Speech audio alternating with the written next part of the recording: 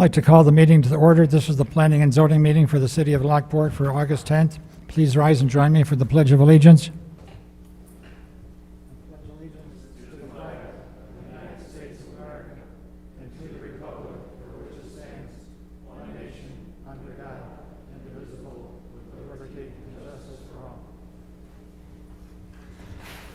Thank you.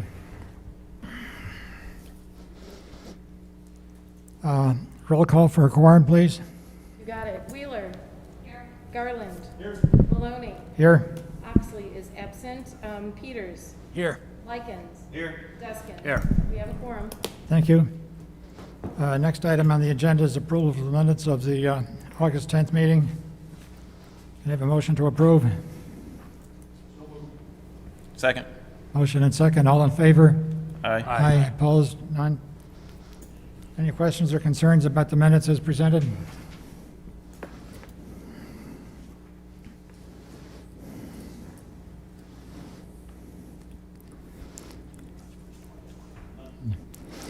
Okay, all those in favor? Please say aye. Aye. Opposed? Motion carries. Ladies and gentlemen, there will be 3 public hearings on tonight's agenda. The following will be the procedure for each public hearing. After the public hearing is open for each case, city staff will outline the application and staff's recommendation. Anyone who will provide testimony in support or against the application or the text amendment in the city's zoning code will be sworn in and allowed the opportunity to make his or her statements. Thereafter, a motion will be made to close the hearing for deliberation, during which no public comments will be allowed unless there is allowed by a majority vote. First item on the agenda is PZ1 rezoning from A1 agricultural to C3 commercial zoning district. Have a motion to open the public hearing. I'll make that motion. Second. Motion and second. All in favor? Aye. Aye. Staff? Thank you, Chairman. Good evening, members of the Commission. The first item before you tonight is case number 2021-008. The applicant, Drew Zazowski, on behalf of Thornton's, is requesting the rezoning from A1 Agricultural Zoning District, unincorporated Will County, to C3 Highway Commercial District, City of Lockport, for the property generally located on the southeast corner of the intersection of West 159th Street and South Gauger Road. An aerial map is displayed on your monitor. The purpose of the request is to establish a zoning district within the city upon annexation. Upon annexation and rezoning, the property will be consolidated with the parcel to the north located at 15925 South Gauger Road for a future Thornton's gas station. The Commission may recall that a concept plan for Thornton's gas station was recently considered for the corner property. Due to the constraints of the corner property and IDOT requirements for Gauger Road, the future development of the gas station would necessitate additional property in order to accommodate the ingress and egress onto Gauger Road. The subject property is an unincorporated parcel in Will County that is located on the Lockport side of the Lockport-Homer Glen boundary agreement and will be presented to City Council concurrently with this request for annexation. The C3 zoning district will be established to align with the adjoining corner property to the north. Commercial zoning is consistent with the I-355 corridor master plan update. A rezoning of property requires a public hearing. Notification of the public hearing has been completed by staff. Should the Commission find the rezoning request acceptable, the following motion is suggested. A motion to adopt staff's findings and recommend approval of the rezoning from A1 Agricultural of unincorporated Will County to the C3 Highway Commercial District, City of Lockport, for the property generally located southeast of the Gauger Road and 159th Street intersection. This concludes staff's analysis, and the applicant is here this evening for questions or comments. Chairman, can I make one statement? I apologize to the audience members. We're having difficulties with the monitors. That's why they're not on, so I'm sorry about that. Wish that we could show you what's on the screen, but they're not working tonight, so Is there anyone here who would like to provide testimony on this particular application?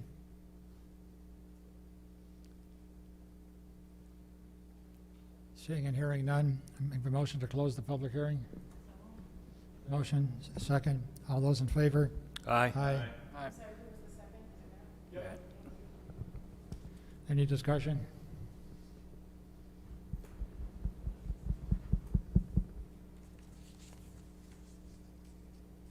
No questions, comments, concerns?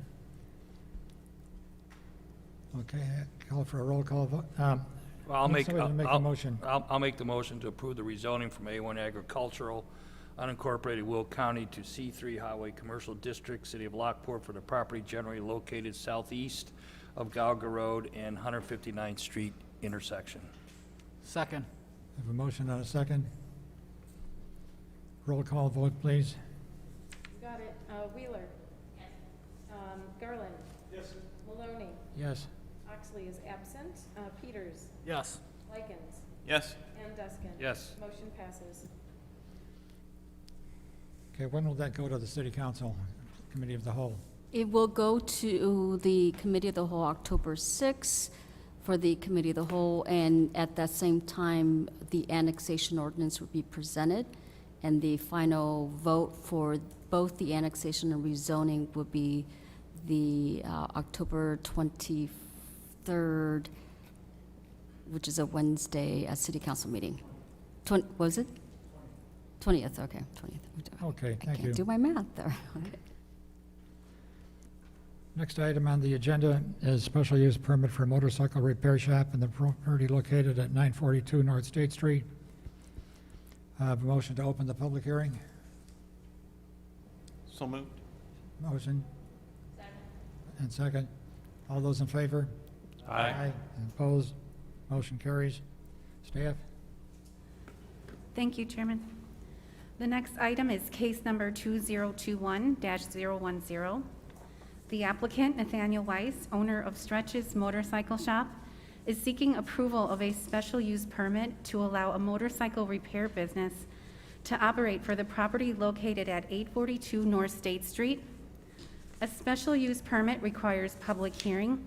All requirements of the public hearing have been completed.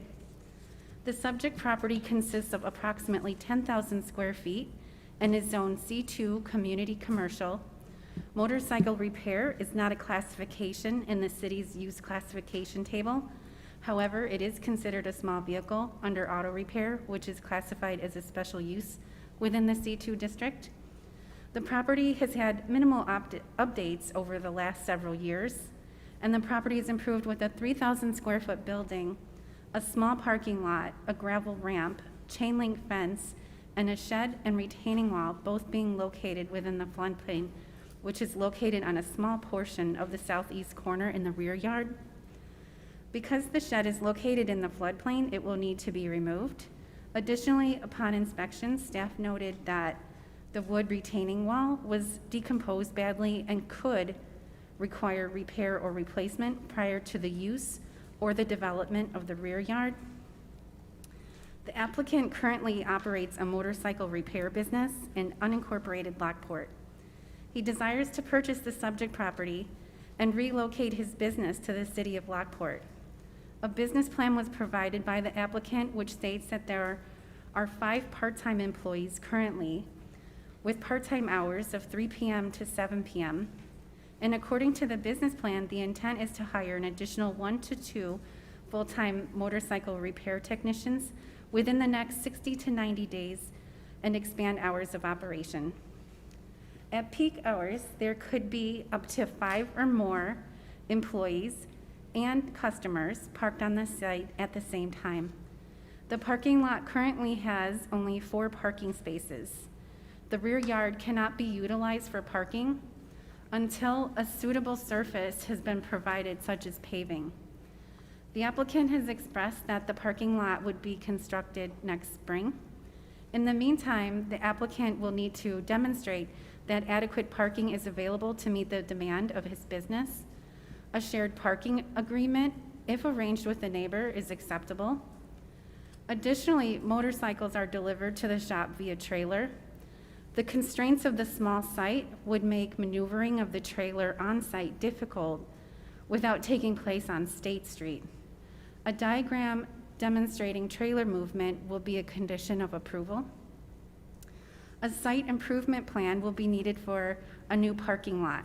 The applicant will need to work with the city's engineer to assure that the floodplain is handled adequately. Staff has provided a checklist to the applicant for his convenience, which is attached to your staff memo. This will need to be addressed as a condition of approval. Special use permit. Findings of fact. The proposed building or use. A special use permit shall be granted only if evidence of the following to establish the following is presented. A, the proposed building or use at the particular location requested is necessary or desirable to provide a service or facility which is in the interest of the public and will contribute to the general welfare of the neighborhood or community. The use could be a benefit to the surrounding community. The applicant currently operates in unincorporated Lockport and serves the Lockport area. He intends to fill a need for motorcycle repair locally with his hobby business. B, the proposed building or use will not have a substantial adverse effect upon the adjacent property, the character of the neighborhood, traffic conditions, utility facilities, and other matters affecting the public health, safety, and general welfare. The use should not have adverse effect upon adjacent property. The motorcycles will be repaired indoors, reducing the noise level. A similar use has also been established on the neighboring property to the south, which is impressed with a special use permit for auto body repair shop. And C, the proposed building or use will be designed, arranged, and operated so as to permit development and use of neighboring property in accordance with the applicable district regulations.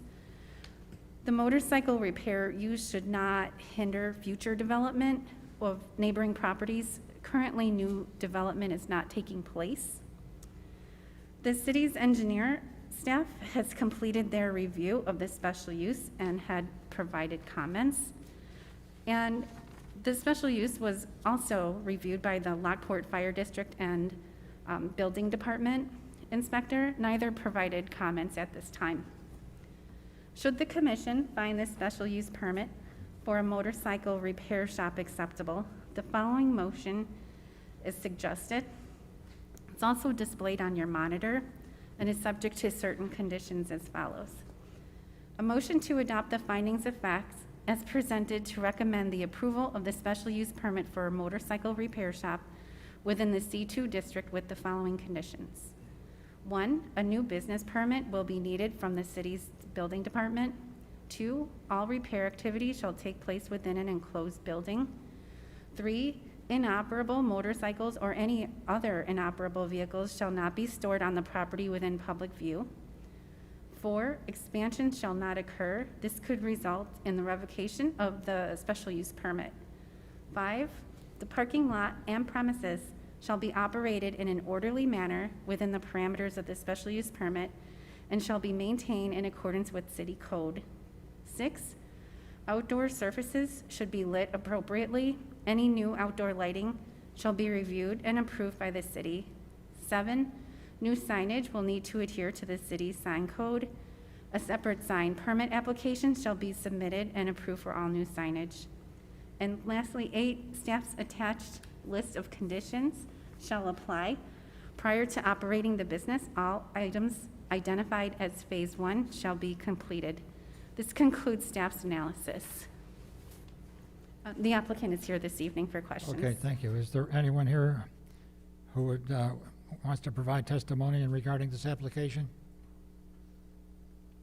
Just step up to the microphone and state your name. If you want to step up to the microphone, state your name, if you want to say something about the application. You can come up after. And I do need to swear you in. Could you raise your right hand, please? Yes, Do you swear to tell the truth, nothing but the truth, so help you God? I do. Okay. And please state your name, spell your last name, and your address. Vincent Armic, A-R-M-I-C. My home address is 7264 Ogden, Ogden, Riverside, Illinois. I'm the owner, or part owner, of the Lockport Promenade directly next to the proposed motorcycle shop. I have 6 stores and 10 apartments. The motorcycle shop, the parking lot, and the building is exactly 21 feet from our building. Right next to it are the first of the bedrooms where I have tenants.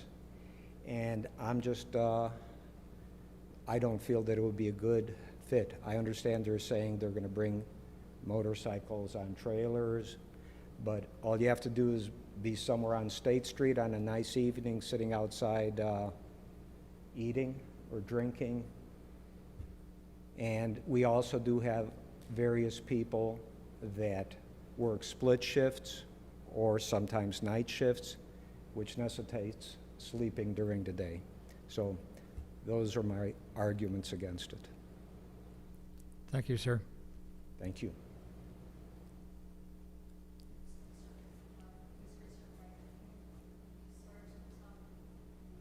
Sorry, you swear to tell the truth, nothing but the truth, so help you God. I do. My name is Vlad Mulk.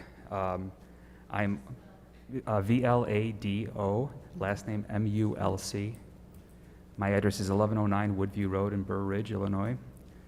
I am also part owner with Mr. Armich there of the Lockport Promenade, and I'd like to support his argument about our concerns of having a motorcycle shop directly 21 feet from a place where we have residents, one of which is standing right behind me. I understand there's a lighting plan that still has to be reviewed, but we're more concerned about the noise level, especially for people trying to enjoy their apartment. We just don't know how this is going to turn out. This might end up being a place that might be very difficult to lease. We are relatively new owners. We just purchased this not even 2 months ago, and this came across our desk, so we're voicing our concern. Thank you. Thank you, sir. Hi, Okay. Do you swear to tell the truth, nothing but the truth, so help you God? I do. Thank you. My name, Michelle Gunderson, Michelle, last name Gunderson. I actually live at 850 North State Street, Unit 202. My apartment backs up to said, new establishment. The noise I am concerned about. I do have, a child that lives with me. I work kind of crazy hours as well, but if any of you know, even just the traffic on State Street itself, comes through in the front of the building and in the back. You can hear motorcycles up and down just that main street. Of course, can't do anything about that, but if there's something 21 feet, I hate to restate it, but it's right there with the lighting. It does, it shines right in. I'm concerned about the noise as well. So that would be my biggest concern right there. Plus, just the traffic in general. And there are kids that live in those units, and to have just the consistent random people, I don't know where they're gonna park. So that's it. Thank you, ma'am. Thanks. Anyone else care to make testimony regarding this application? The applicants have the opportunity to present any testimony that they want to present, especially since it's their application.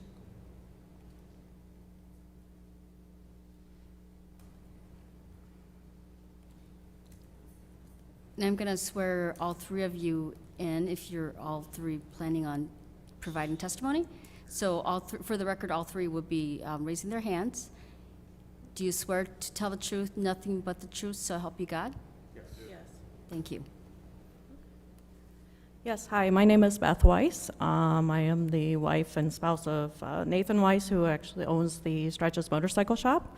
We totally understand the worry about the noise, but all motorcycle work and repair work actually is conducted indoors. So there's no repair work done outside at all. There may be noise coming from getting a bike into the building, but that's also coming on the side between the building that we are looking to purchase and the current Service King, which is an auto body repair shop. So there's already a service repair there. So that's where the noise would be, trying to get a bike in and out. You know, our hours are 3 to 7 during the week and 9 to 3 on Saturday. We might be there a little later on Saturday to do work, but nothing egregious. It's past 7 o'clock.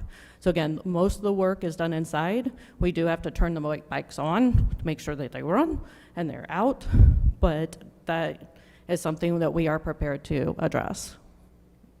Yeah, I just want to reiterate that it's all done during normal business hours. There's no after night hours, there's no early morning hours. It's all, we'll adhere by what the city rules are with all that. Just for the record, you're Mr. Weiss, right? Yes. And first name? Nathan? Okay, thank you.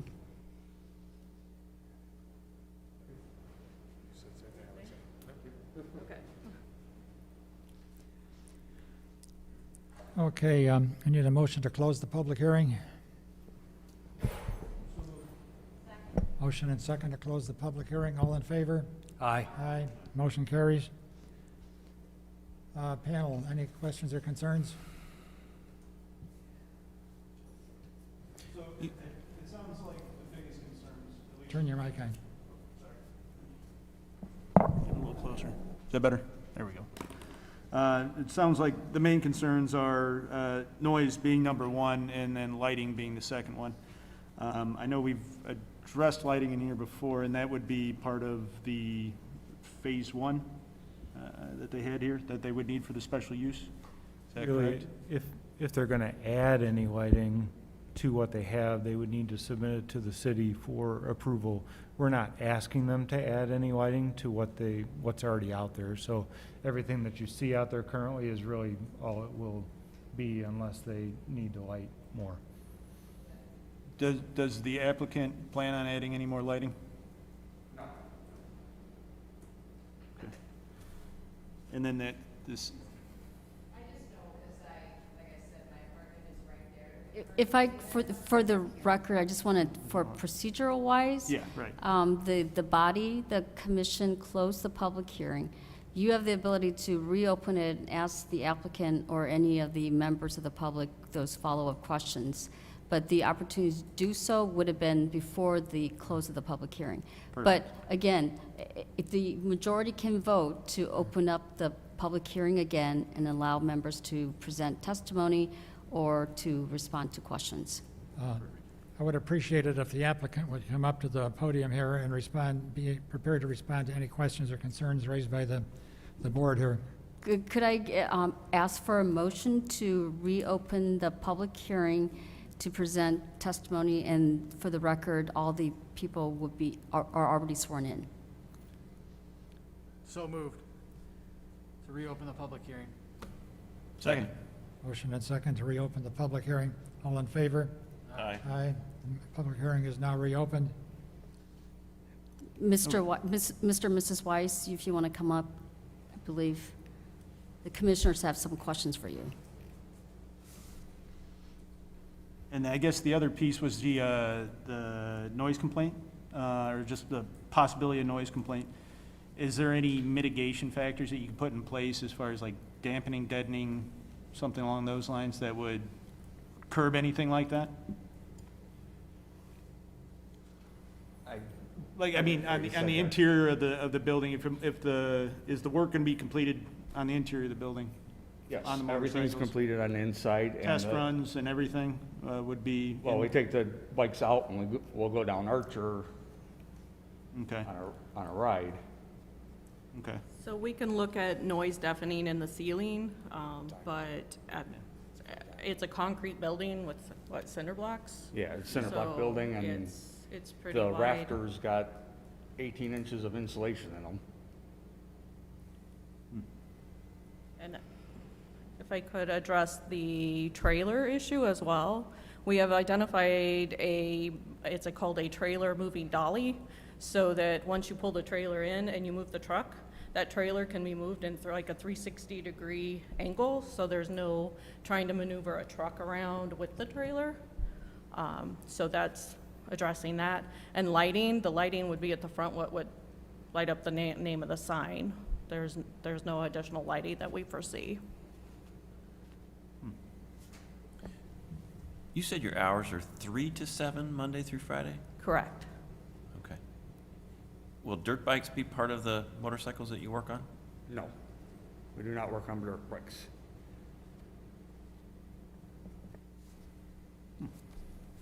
Anybody else? Are there, I guess this is for the residents, are there complaints about the existing lighting of the building now? And I guess with someone else taking over, how would that change or not change? I guess. We need better records. If you could go up there, if you could answer that question. Yeah, so the current lighting, I don't know what they plan on doing, but the lighting that's on the building right now, it's like a spotlight into my daughter's bedroom. I have blackout, like blinds, all of that, and it's still, so if they can get rid of that, that would be great, but it's the main lighting source on the front of the building. So I don't know if they add a sign, if it's gonna be something, but legitimately, it's like daytime in there with the current lighting that they have. And I know noise, like I ride motorcycles, this is my personal opinion, and they're super loud. So I don't know how they would deafen that to my unit that is right next to it. That's it. Okay, thank you. Thank you. I believe our lighting code calls for 0 candle power at the property line. So for a residential district, it would. However, the district is commercial. The adjoining properties on both the north and south side are C2 commercial. To the north, it's actually commercial with new residential units on the top floor. And to the south, it is the auto repair, the Service King. But the lighting, all lighting in the city should be downward lit, and it does need to be in conformance. So at the time when they complete their new business application, that's an item that would be identified before a new business permit would be issued from the city, and they would have to address any non-conforming items, that anything from striping or the weeds, anything that's in disrepair, and anything that is not in conformance with current codes. So a source of light, if it were shining into another structure, it would absolutely have to be corrected with a fixture that does comply. Okay. Or some shielding of some type to direct that light Yeah, away. just, So it would be appropriate to ask the Weisses if they would be Yeah, I mean, the latest willing to concern do is that valid. if it's not required by code as it goes through, if they would be willing to do that. So currently, we do not own the property, so there's nothing we can do at this time. I mean, once purchasing the property is conditioned upon getting a special use permit. I mean, once we purchase it, absolutely, we can look at the lighting and make sure that it's not shining in anybody's bedroom, absolutely. Okay, thank you. But I mean, right now, Understood. yeah. Do it as a condition of the approval. And then I just had a couple questions. I'm looking at kind of the mock-up of the site plan, the hand-drawn, and in the back, it says say gravel for employee parking. I believe by code, that would need to be asphalt. Would that be part of the checklist that we would go down, should this, move on? Correct? Yes. Okay. And then the shed is also notated on here. Obviously, I think in the staff report said that would need to be torn down. And then you weren't planning on building another shed back there, correct? No, we're not. Okay. Thank you. Okay. Motorcycles are powered by gasoline engines, and gasoline engines obviously put out carbon monoxide. If you're running engines inside your shop area, what steps do you intend to take to properly vent carbon monoxide from your shop area? Yes, we were planning on putting in like a HEPA filtration system with a fresh air intake. Yeah, I mean, that's an OSHA requirement, not a city requirement. And What's that? That's an OSHA requirement. Yes. Yeah, I mean, I'm a retired master automotive technician with over 40 years in the trade, and I'm very familiar with the problems with carbon monoxide, especially the cars of the 50s, 60s, and 70s that were pretty nasty. The carbon monoxide detectors you can buy for your house, they're also very well suited to have in a shop area. Right. Because carbon monoxide is odorless and colorless, and you don't know it's there until you get that pounding headache. Right, we would have sensors in the building and everything. Yeah, to address the carbon monoxide concerns. All right. This shop space, does it have floor drains and a grease trap? No, it has no floor drains at all. Staff, we require floor drains and a grease trap for a special use permit for an auto repair shop. Are we going to require it for this shop? I don't believe that we require floor drains for an auto repair shop as a part of the special use. If you have floor drains, you do have to have the separator mechanism in it, but we don't require floor drains as a part of that. It would be just like the carbon monoxide, it would be managed by EPA and other organizations and agencies that would manage those components of it, but we do not manage that part of the That business. concern had come up with previous applications for special use permits for auto repair shops. All right, that was the only questions that I had. Have a motion to reclose the public hearing? So moved. Second. Motion and second to reclose the public hearing. All in favor? Aye. Okay, panel, what is your pleasure here? I don't have any problem with the motorcycle repair shop, and it meets the zoning, okay, it's zoning, it's commercial, everything around it's commercial. Yes, I understand that there may be some noise, but in the commercial areas, there's gonna be noise. And I understand you have motorcycles going up and down Archer Avenue, but it's a state highway. So I don't have any problem with this. I'd make a motion to adopt the findings of With the fact conditions as, specified? pardon? With the conditions specified?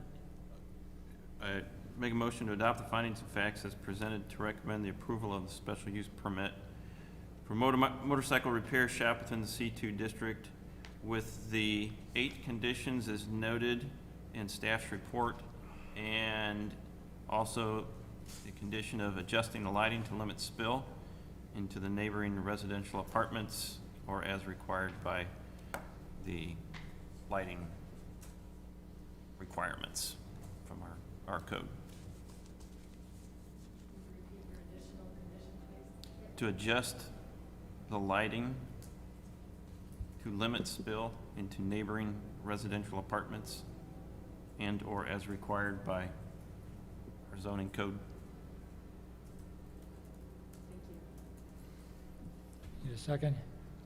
Second. Have a motion and a second. Any further discussion on the motion?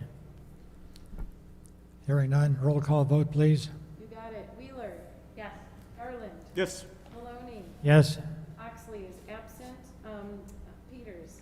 Yes. Likens. Yes. And Deskin. Yes. Motion passes.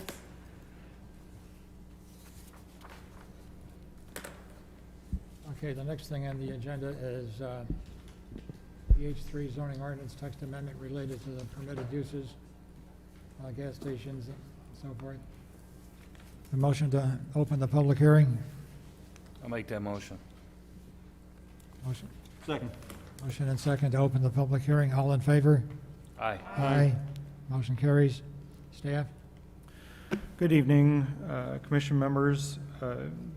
The item that we've got tonight, there's a couple different things. As you might always guess, when we redo a document as massive as the zoning code, sign code, development code, there will inevitably be a couple things that do not quite get all the way corrected. And so we have a couple minor items like that tonight for your review. And I will probably go through those first, only because they're the simplest, and then we'll talk about the gas station moratorium and our recommendations for how to move forward with that. The first item that I'm going to do, so long as I can get the monitor, is, let me go to the end here real quick.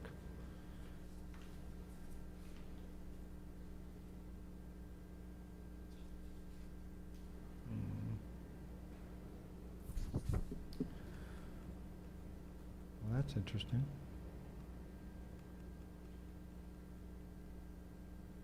Okay, so there are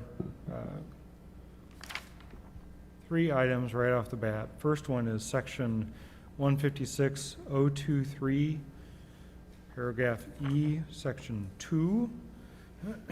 This is specifically related to detached garage height. We realized upon an application that we had, it was in your packet. Let me see if I can.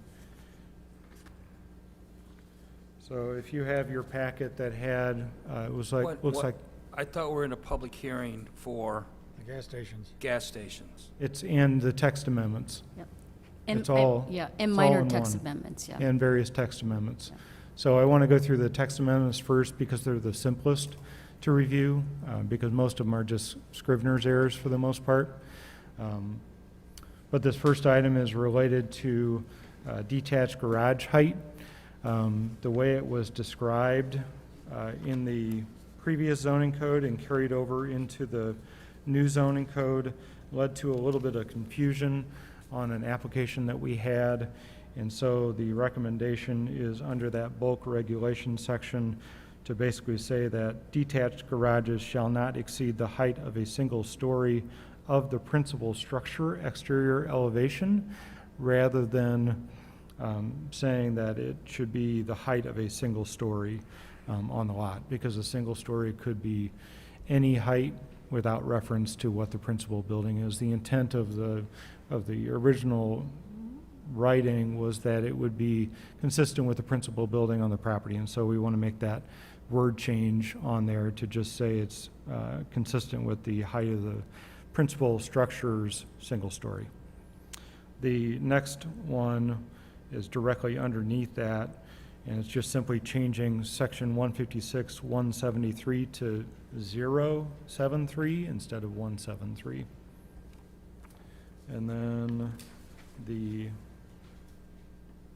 next one is related to a corner side yard fence. That one, we realized, had an issue with the way in which it was describing the distance from the house, between the house and the sidewalk. It was saying that the fence couldn't be any closer than 15 feet or half the distance between the house and the sidewalk, which we typically intended to be 1 foot off the sidewalk along the property line. So this is changing that to modify that so it reads correctly, as opposed to the way that it's described now. All right. And then the last one, and if you'll indulge me a smidge, this one actually came up today, and we recognize that there was a numbering error in the, could you hand these out? In the bulk code, specifically under the interior side yard numbers. This one was not in your packet, so Kimberly is handing this out, but we wanted to see if you would be willing to include this as a part of this discussion. We realized that under the interior side yard line item in that bulk standard, the numbers were not correct to what they were intended to be. It should have read 10 feet for the interior side yard for C2, C2T, C3, and then 10 yards for O1, or 10 feet for O1, 15 for O2, 20 for M1, and 20 for M2. That's consistent with what we had before. And I'm not sure if a line got hidden or deleted or something in the original spreadsheet that this was pulled together for, but the intent is to have them be lowered. As an example of why this is a challenge, if you take, for example, a lot in the C2 district, if it has a minimum width of 75 feet and you take 30 feet out of both interior side yards, you have 15 feet left, which would make any development challenging to do. Similarly for the C2T district as well, and not to the same degree, but similar in the C3 district. So we wanted to make that correction if you would be willing to accept that. So those are the four kind of minor items that we had. If there are any questions on those four items, I'll go ahead and answer those now. For a procedural thing, since, is there any way that we can go ahead and separate the text amendments that were just presented with the gas station recommendation staff report? You can just have a motion to bifurcate the two items. So and once that motion is approved, then you would have separate vote on the minor corrections to the zoning code, and then you could have a separate vote on the gas station with the special use. Okay, so since we are still in the public hearing, do we have to come out of the public hearing Yes. Yep. to bifurcate and then Yes. go back into the public hearing for the gas station? You can hear it all if you Yeah. wanted to. Right. Or you could just decide at this time to go out of the public hearing for the minor corrections in the zoning code and vote on that, and then do a separate hearing on the zoning. Or you could do it all at once and then just have a separate vote after you Yeah, close let's the go ahead public and hearing. just do it all at once. Go ahead and raise your concerns. Well, I would like to go ahead and end the public hearing so we can go ahead and vote on the three, and then go back and bifurcate it, and then go back in the public hearing to discuss the Okay. gas station. That way, everything's separate. So I make the motion to go out of the public hearing. Okay, got a motion to close the public hearing? Second. All those in favor? Aye. So I make the motion to go ahead and accept the text amendments as presented for the four items that were presented, as presented by staff. You can, just to clarify for Kathy, that would be a modification to section 156.024E7C, regulations for specific accessory structures and uses. That was related to the corner side yard fence height. It would be for section 156.073A, table of bulk regulations. This is related to the interior side yard distances. And section 156.023E2A4, accessory structures and uses permitted as encroachments related to the detached garage height.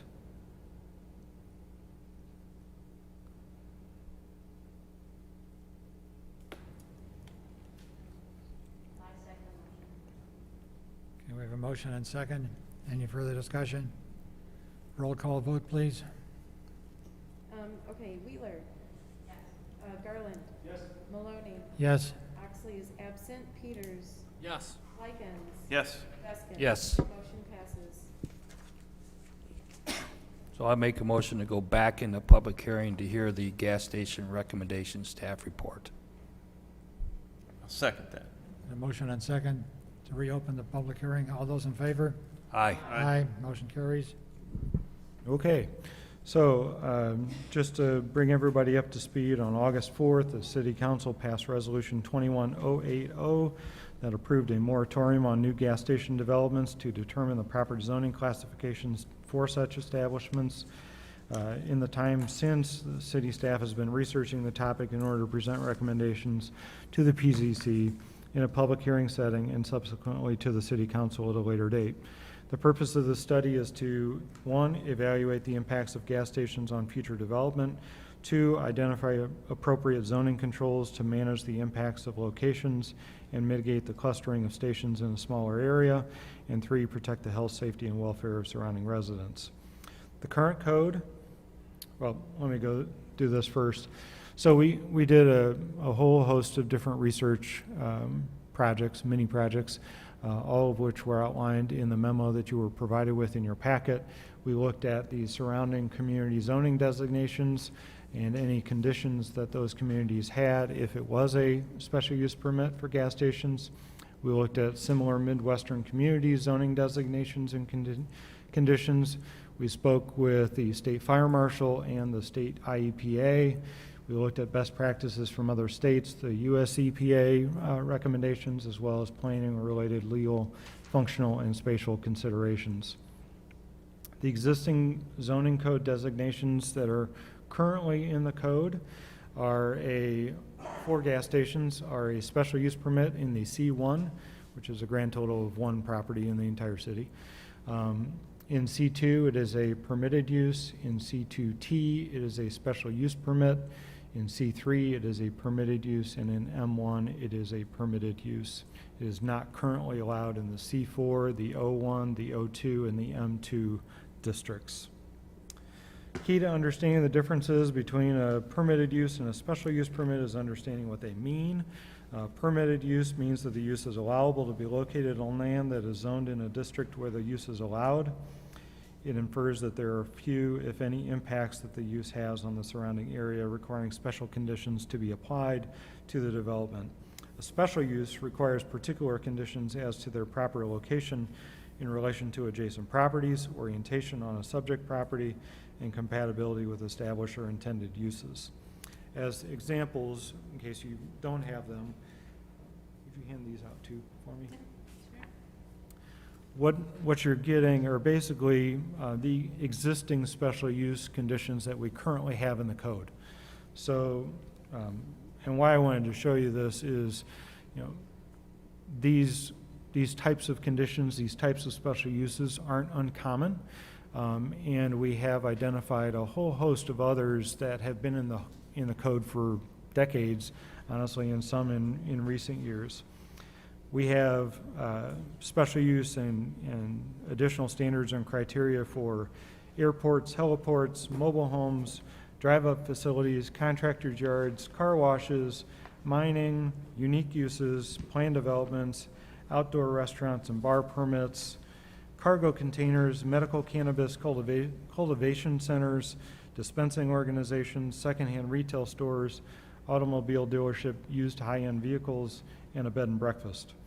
So, this isn't uncommon for a municipality to have special uses and special use conditions for a series of uses if those uses can have particular impacts on their adjacent neighbors.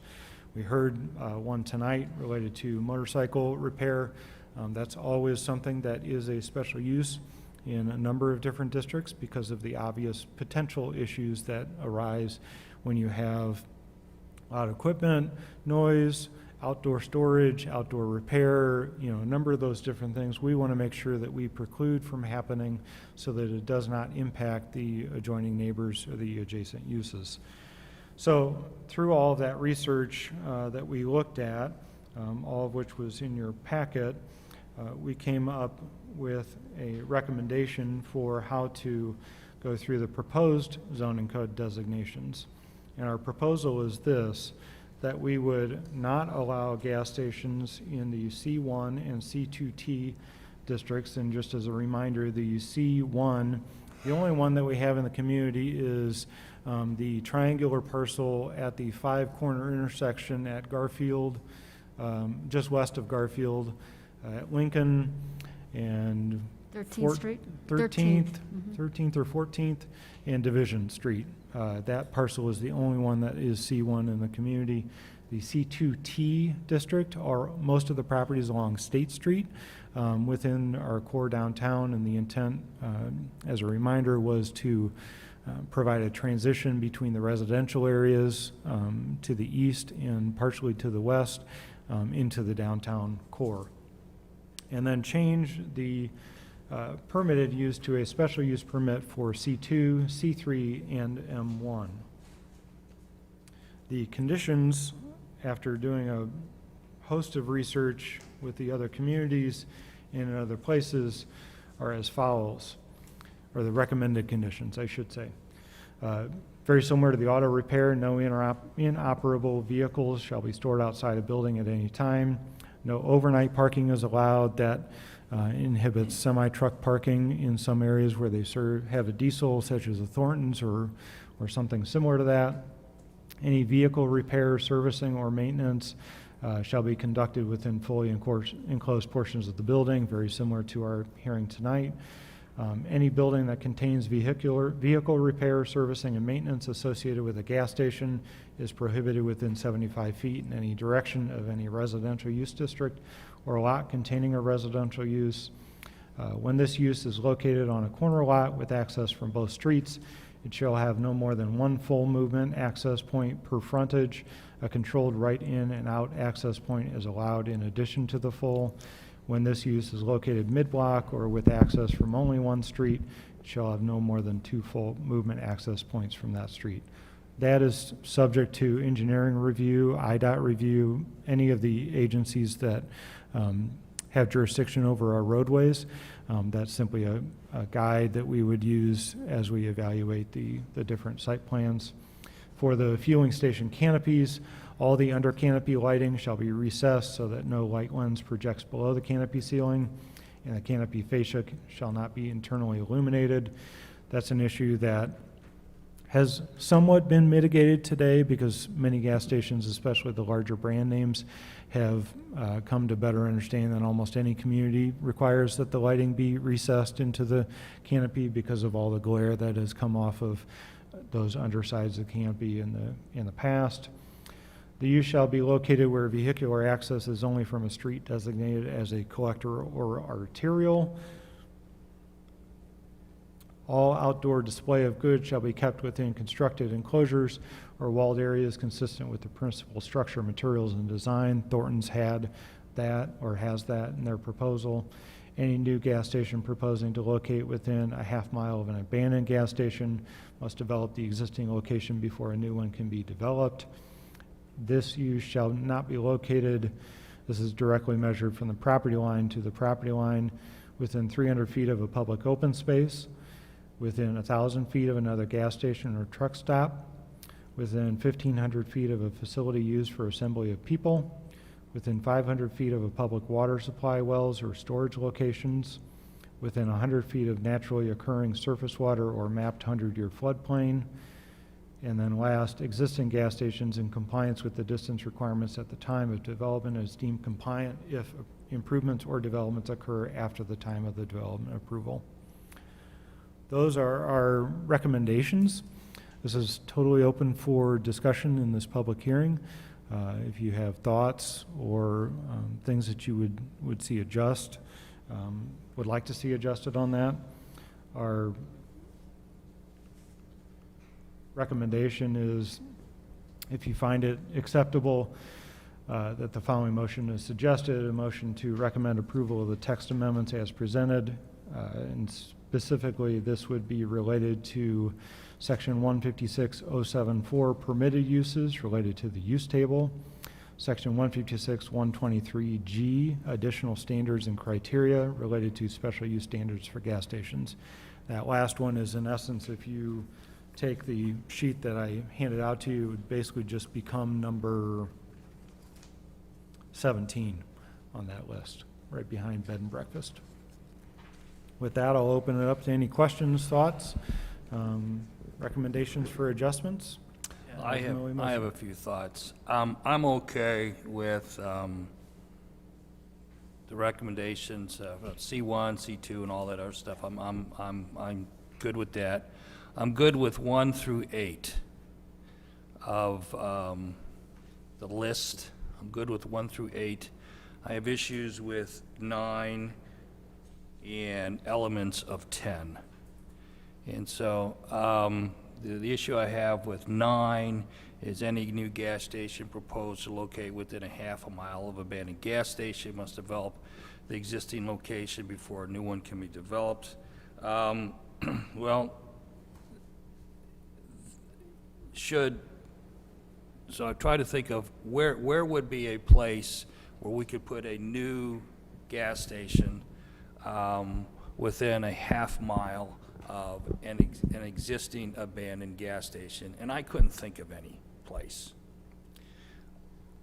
I did think of, well, we go ahead, we do have some abandoned gas stations in town. We have where the taco truck is. We have where Godfather's Pizza is. We have at least one down by the Tassoni property. That's 3. I did a survey. I found a total of 9. 9 abandoned. There may Okay. be more there. Okay, so the question is if a new gas station wants to come in at a better site, there's a reason why these gas stations are abandoned. The most probable reason was it was Grandpa's gas station, and the grandson decided he didn't want to go ahead and fix cars. And gas stations of the era of the 30s, 40s, and 50s is not the gas stations of this era. Okay, I don't know of any gas stations in the city of Lockport, or any that I can think of, that pump gas and do auto repairs in their place, okay? So what I see here with this half-mile thing here is and I haven't reviewed Bill's list here, is we're putting restrictions on a potential new property and putting restrictions on the old abandoned property, okay? I don't like the half-mile abandoned gas station thing at all. Well, the reason these are abandoned or former gas station sites is because they were no longer viable as a gas station business. That's why they're not a gas station anymore. And to tell the new developer he's got to go redevelop the old one before he can open a new one, that's an insurmountable impediment. Yeah, so, and then that's my issue with 9. I would like to have that stricken. It was number 10, within 300 feet of a public open space to limit exposure to gasoline-related odors such as benzene and vehicle exhaust. Give me an example of a potential open space where we have a potential gas station and there is open space that would be within 300 feet of a potential, because then I go ahead and I look at various corners, okay, and that goes along with B and C, B within 1,000 feet of another gas station, also. But we'll talk about A. So are there any open spaces, public open spaces, that would be directly affected by if we were to go in and adopt a 300 feet of an open space?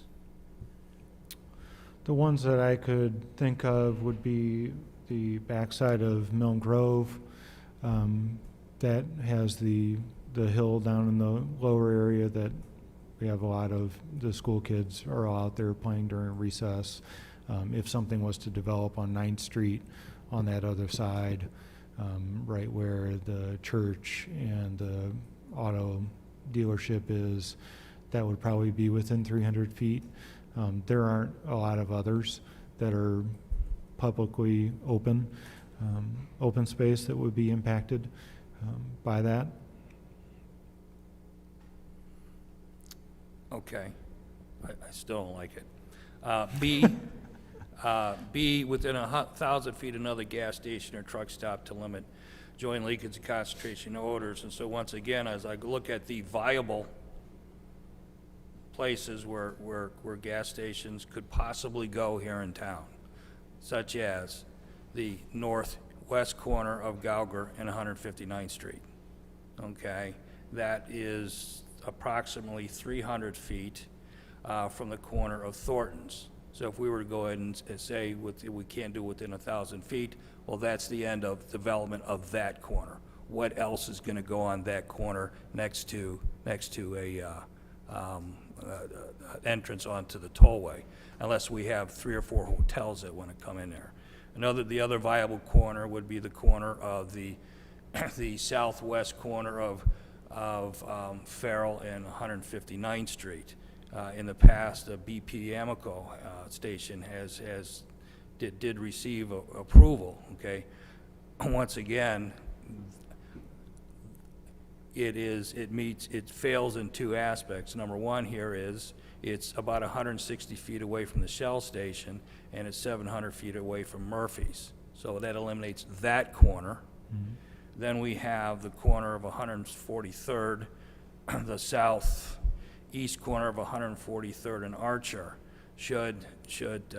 We had a gas station proposal at 100 on the north side, the northeast side, 143rd and Archer. If we go ahead and we allow that to go in there, then it eliminates the development of a gas station on the south side of 143rd, and based upon the, I did a radius from the furthest corner east of the Repos property there, that eliminates any potential for a gas station within the Highlands apartment complex, and that was always part of the Highlands development, was to have a gas station within that development. So I don't like the 1,000 feet. I don't like, I would like to have that Part B stricken from this. I see no reason to go ahead and eliminate 4, what did I give you, 4 viable corners, which basically is what else is going to go there, to strike that. 1,500 feet of a facility used for assembly of a church and school, auditorium and theater. Well, the only one that I can think of that is even 2 areas. Number one here is the Shepherd Hill Church is in relative proximity of, I don't know if it's 1,500 feet from the Speedway, but heaven forbid we'd have a tornado come through, tear down the Speedway, they have to rebuild, and all of a sudden this new 1,500 foot kicks in, we lose that site. And the only other site that I can think of is related to a school is up there on Archer Avenue in relative proximity of Ludwig School. Once again, the only viable corner up there is at 151st and Archer. It is beyond 1,500 feet, but it's within about 2,000 feet. So once again, I would like to have C stricken from this. Within 500 feet of public water supply or wells location, I can't think of any place in town where there is a public well that would be close to any viable option for a gas station. The only possible, remotely possible area would be somewhere around Prime Boulevard and Silo Bend, which it's never been, I guess, the only viable option for a shallow well, and so I can't see any reason why we would recommend something like that go out there. Within 100 feet of naturally occurring surface water, I don't have any problem with that one. So I definitely would like to see number 9 stricken, 10A, B, and C stricken from the recommendations. That's So, my recommendation. Yeah, I appreciate that. A couple thoughts on those. The 300-foot to public open space. We don't have a lot of areas that would be impacted by that, but I do think that there are a couple key spots around the schools and some other spots that make that a viable option. Obviously, we certainly take whatever recommendation the overall Plan Commission has related to the vacant ones. I mean, looking at this list, and I appreciate you putting together this list, Chairman Maloney, this kind of tells the story of why this is a particular issue. We do have a couple places that have been able to go into an existing gas station building, but the vast majority of these are either old, vacant, or haven't been renovated in years. And one of the major reasons is because on a number of them, likely there are tanks buried in the ground. And those tanks are extremely expensive to do the phase 1, phase 2 environmental, and to remove those tanks.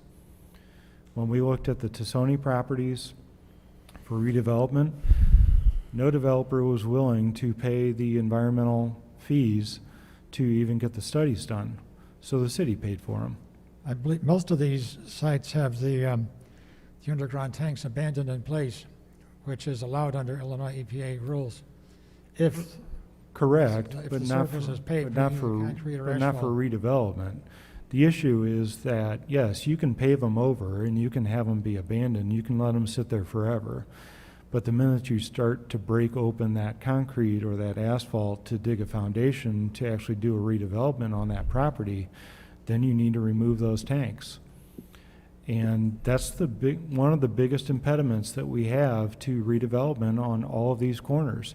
We have somebody who has 2 of their properties for sale at 7th and 9th Street right now. And Jim and Tom's Auto is the corner property on that. Whether or not that person adjacent to them knows that there are tanks buried underneath that concrete, I don't know. But that's a development cost that somebody's going to have to take on to redevelop those properties. Is there any state funds available for that purpose? No. There are if they are leaking, Okay, but there are not any to just simply remove them because you want to do a redevelopment. And when we talk about having all 4 corners or 3 corners or 2 corners of an intersection as gas stations, you can see how many of these gas stations still sit exactly like they were when they were operational. yeah. Most of these are 40, 50, 60 years old, and the little sheds haven't been moved off the site. The concrete has not been changed over because of the challenges that those tanks pose.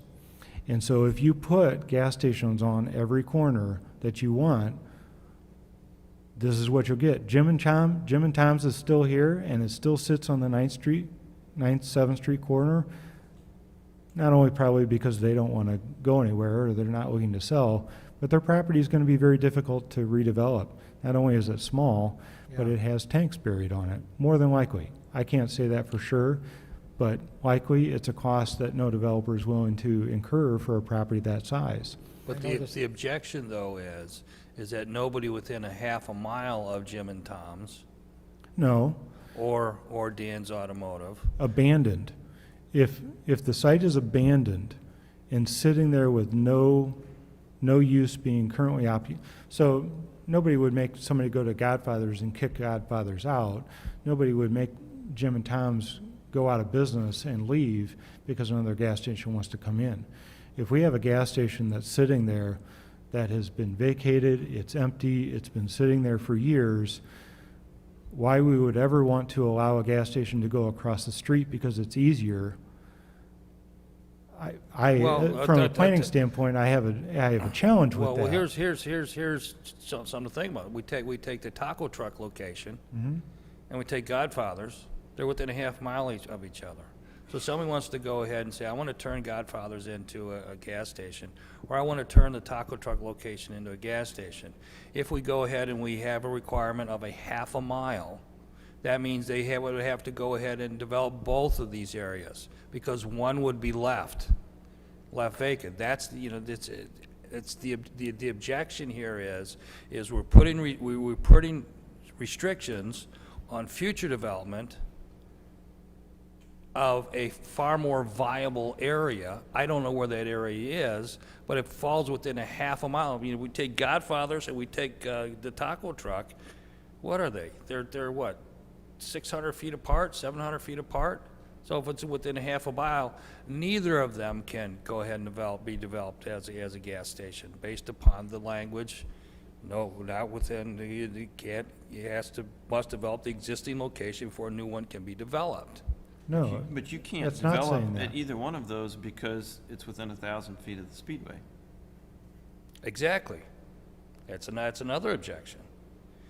The objection is, the objection is the corner of, the corner of Farrell and 159th, directly across the street, 160 feet away from the Shell, and 700 feet away from Murphy's, okay? It's such a desirable corner to develop that over the past 25 years, nobody's developed there.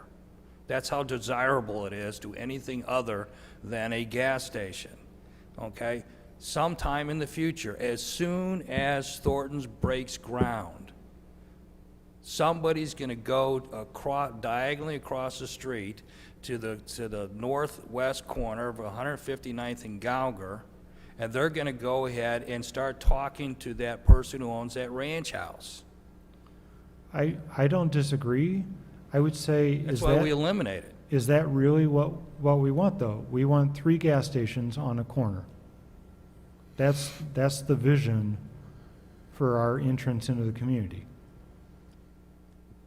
And 30 or Every 40 entrance I've ever seen off of any tollway, any highway, anywhere, are gas stations, because people are getting on and getting off. It boils down to property tax, sales tax, and jobs. If we go ahead and say 1,000 feet, you can't put a gas station within 1,000 feet of Thornton's, or 1,000 feet of the proposed area where Repost wants to go, and we eliminate two potential sites. One which has already been pre-approved, okay, with the PUD, with the Highlands, okay. This is just, it sounds good on paper, but what's going to happen is, when it comes to actually act on it, it's going to be a disaster. I say eliminate that. We could still have a special use permit with all these requirements, okay? You know, the canopy and the lighting and all that other stuff, okay? But to go ahead, I think the argument of the reason why we don't want to have within 1,000 feet is because of limit joined leakage and concentrate orders and exhaust. Come on. That means we're doing something that is contrary that's done anywhere else in the United States. That's incorrect. Okay. So when I come to make the motion, I'm going to move to strike these things. I totally understand. I mean, you know, this is certainly a conversation. I want to answer as many questions and offer as many thoughts based on all the research that we had done, to provide you information on the stuff as it relates to our comp plan, stuff as it relates to our zoning code, stuff as it relates to the information that we found in other places, as well as offer my own professional thoughts on this. 2 questions. The first, about how much is it to mitigate an abandoned gas station with abandoned non-leaking underground storage tanks? Is it 100,000, $1 million? Any idea? I don't really know, and there's honestly all kinds of what ifs. Once you open it up, has it leaked any out? Do you have to remediate the soil around it to some degree? I don't know if we've got any recent examples. It's going to be a contingent then, depending on what they find as they excavate. And so right now, we have a number of locations that simply haven't increased in value enough for it to be worth a developer to come in and purchase that, mitigate it, build a commercial business. Well, the building at 1600 South State was originally a gas station, and when the new owners bought it very recently, they went to the trouble of yanking the tank out of the ground. Right. And where the Lock and Mule is at there, that was originally a Ford dealership built in the 1920s, and back then, the tank was under the sidewalk and the pump was right there at the curb. And when they did all the reconstruction a couple of years ago, IDOT found the tanks there. Well, I knew the tank was there all along, but the thing is, they were trying to work around it, and Steve said, get that thing the hell out of here. Because it was there under the sidewalk. Mm-hmm. You know, but not because it was leaking, because it was in the way of everything else we were trying to get done. Correct. Yeah. So my second question is, obviously Bill and Darren have,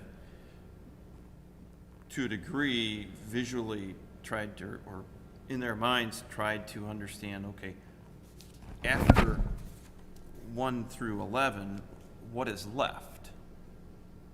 And I guess that was, after I read through this, and I had circled 9, I thought, oh, that seems kind of limiting, along with a couple of the others, as Darren mentioned, under 10. But if we did an overlay of Lockport with these conditions, what would be left? And I realize I'm not expecting you to do that. Sure. However, that is probably a worthwhile exercise.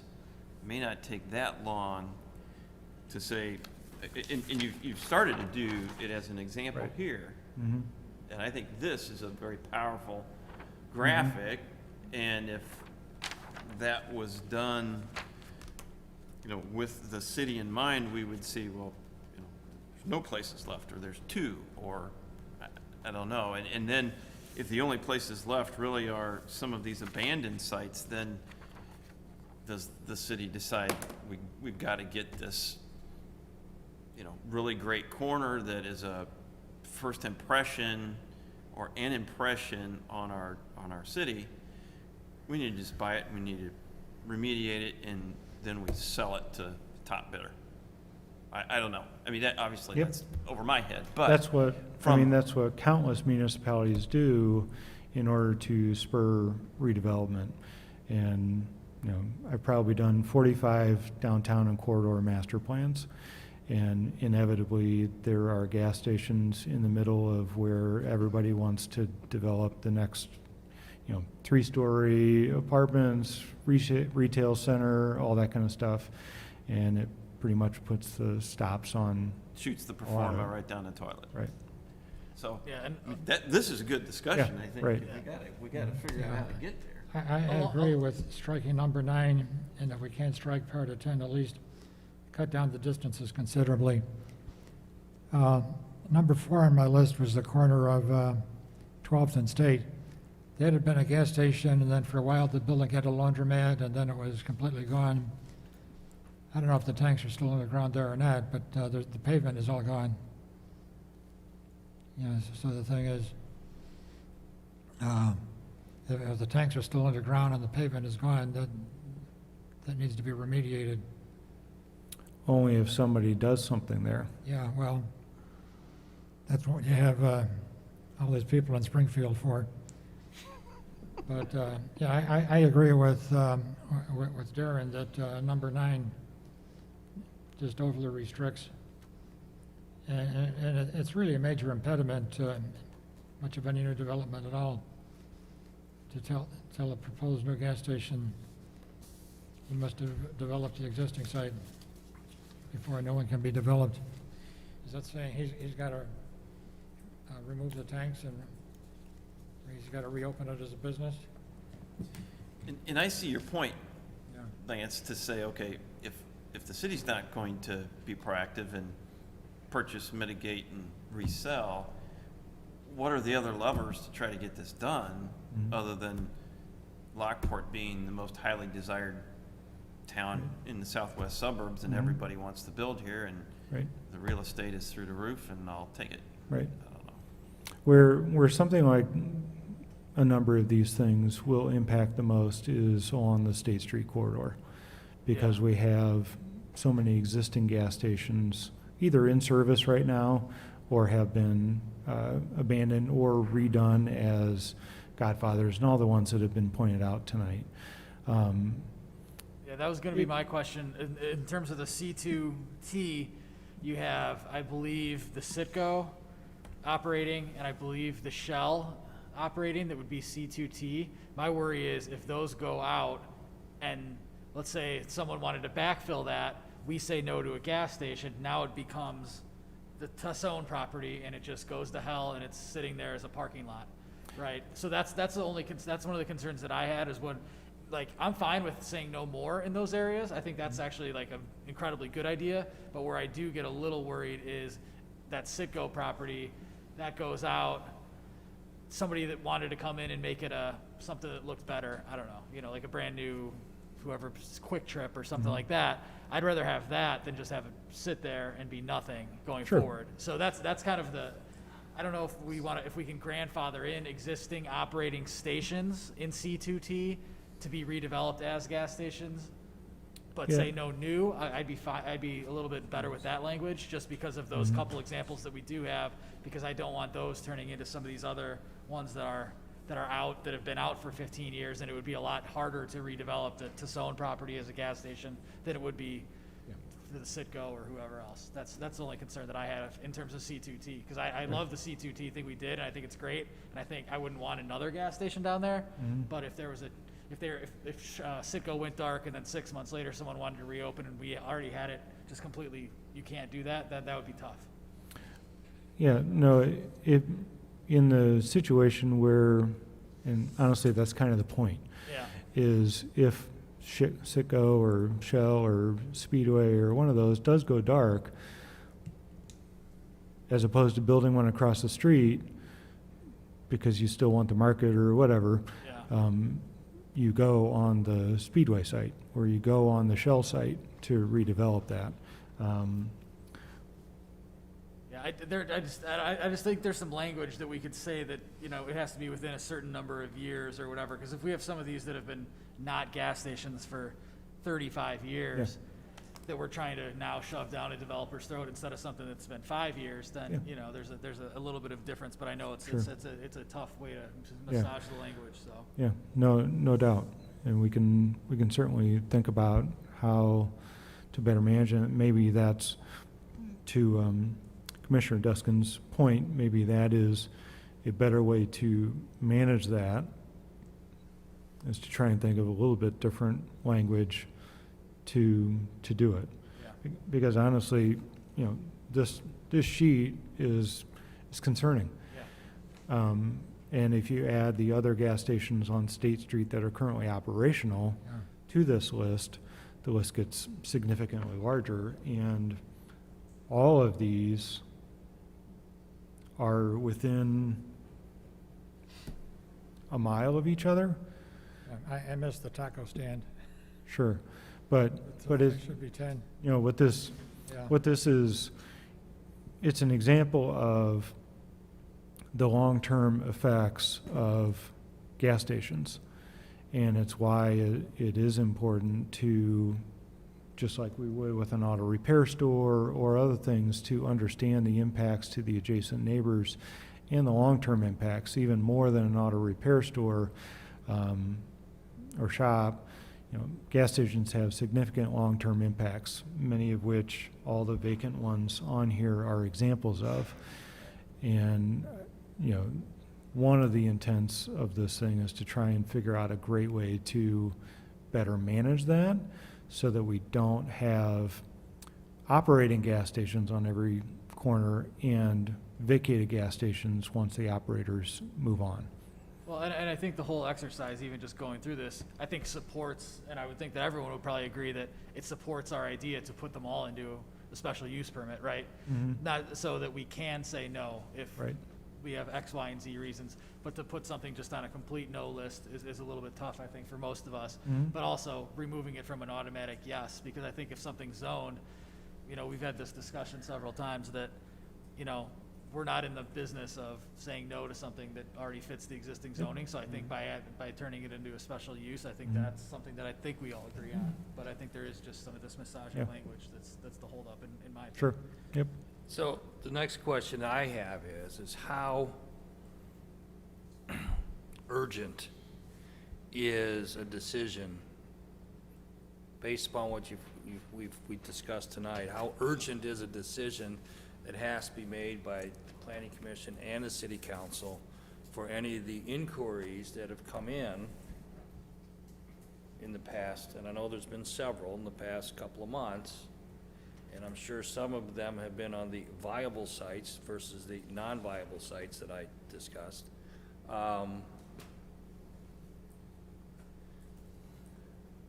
So how urgent is it that we make a decision, yes or no, tonight?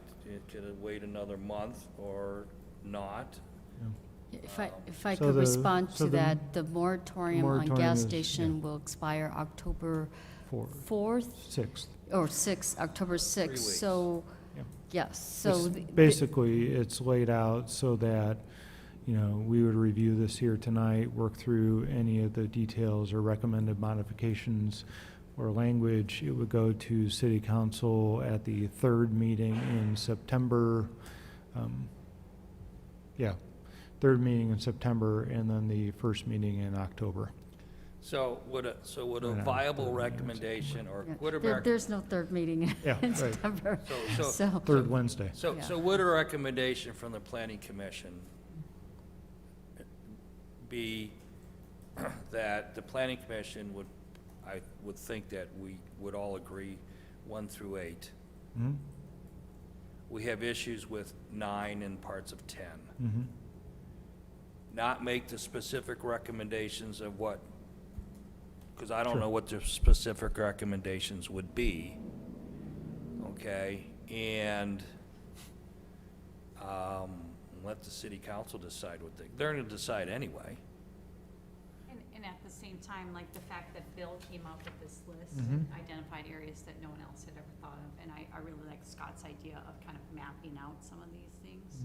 I think obviously we do have to be very thoughtful about this, Yeah. just this discussion, there's a lot of things that we hadn't all thought of. Yeah, because this discussion here, especially with Bill's list, is not in the spirit of what, when I viewed the city council, this wasn't part of the spirit. It was, we need to determine how many more gas stations we can allow and how far are they gonna be apart and that kind of stuff. And what are we gonna allow for the use inside, inside, which is, we haven't discussed any of that, nor should we. That's really not our purview, okay? And so my take, what the council said was, you know, how many more are we gonna allow, and how close are they gonna be? And I think we've raised some legitimate concerns with the number of feet from, you know, an elimination of potential. Yes, Kimberly? Could I add something for you all too? So I want to explain a little bit more about our zoning code, how something similar to this, something that we would use often, or a similar situation. So sometimes it can be helpful for staff to have very specific numeric, quantitative identifiers that we as staff can say, oh, 300 feet, no, that's not going to work, or whatnot. An example would be, we have a similar ordinance for vape shops. And this comes up so often where it's within 100 feet of a school or 300 feet of another vape shop. So in certain uses that it may not be compatible, in addition to a special use, this type of data can help from a quantitative perspective to identify, okay, we're within 100 feet from another gas station or whatnot. So we're not necessarily saying we don't like gas stations, of course. That's not what we're saying, but there are certain uses that could be overproduced or overdeveloped in the city. So there aren't a lot of ways to have very specific data or criteria unless we look at proximity to similar uses. Well, that being said, if you're using that example about vape shops, if you recall, I objected to the limitations of how close. My objection was, I believe we should let the free market determine. Knowing full well is the thought process at that time is that every street corner was gonna have a vape shop, knowing full well that it was a fad.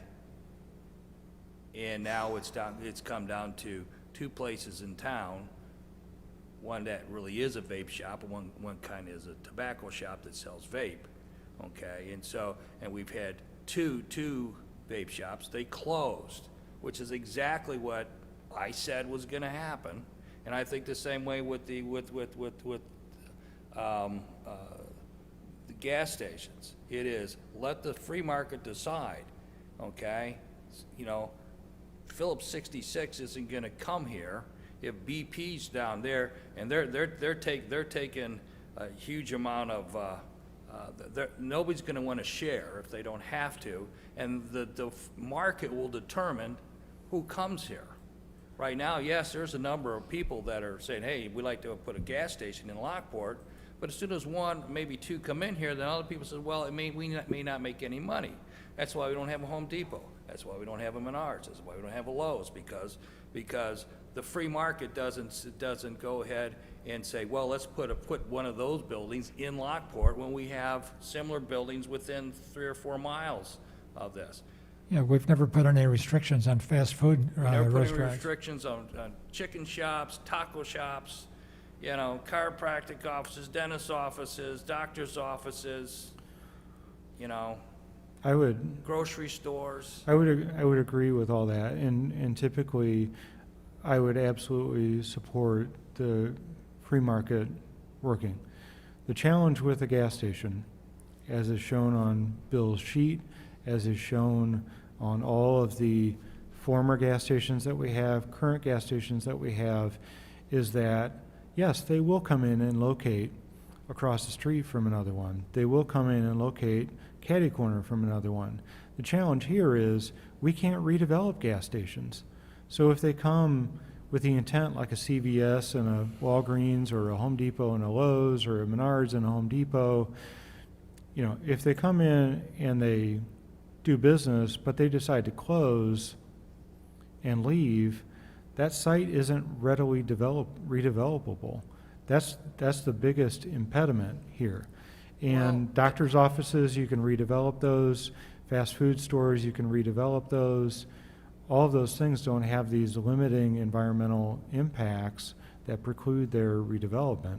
But that being said, we take a completely different form of business.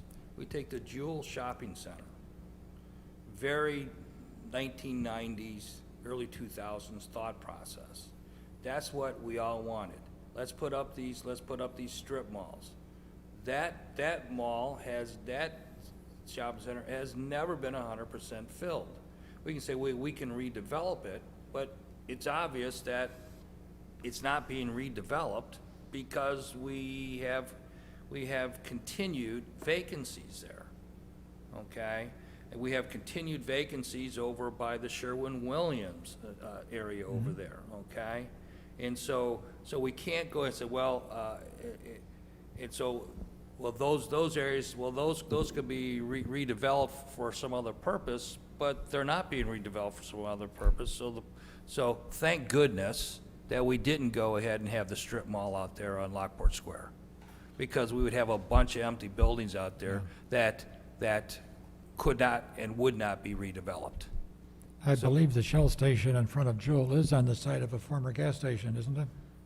I don't remember. I believe there was a gas station on that corner.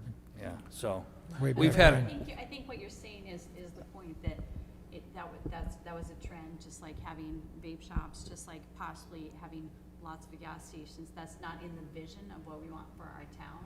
And to Kimberly's point, why open the door for what would be kind of an exercise in something that would probably not pass the special use anyway? It gives the staff an opportunity to like stop that with some limitations. well, I think we had a very good discussion, Yeah. okay? I do have one point in regards to, Scott, you were talking about levers to try and get gas stations, the various vacant ones that we have, off of 19th and 18th, down off of State. In the development side of things, if someone's looking at doing a new gas station somewhere else in this area, is it possible to create a fund within the community that either developers have to contribute to, or fuel taxes can be attributed to a certain percentage for the first, we'll say, burn it off after a year or two, that would help for the remediation of these sites, where developers looking at these sites could apply for them from the city? It's a interesting question. The state fire marshal doesn't allow us to place any financial obligations on an owner to either have an insurance policy or something like that that would go above and beyond what they require.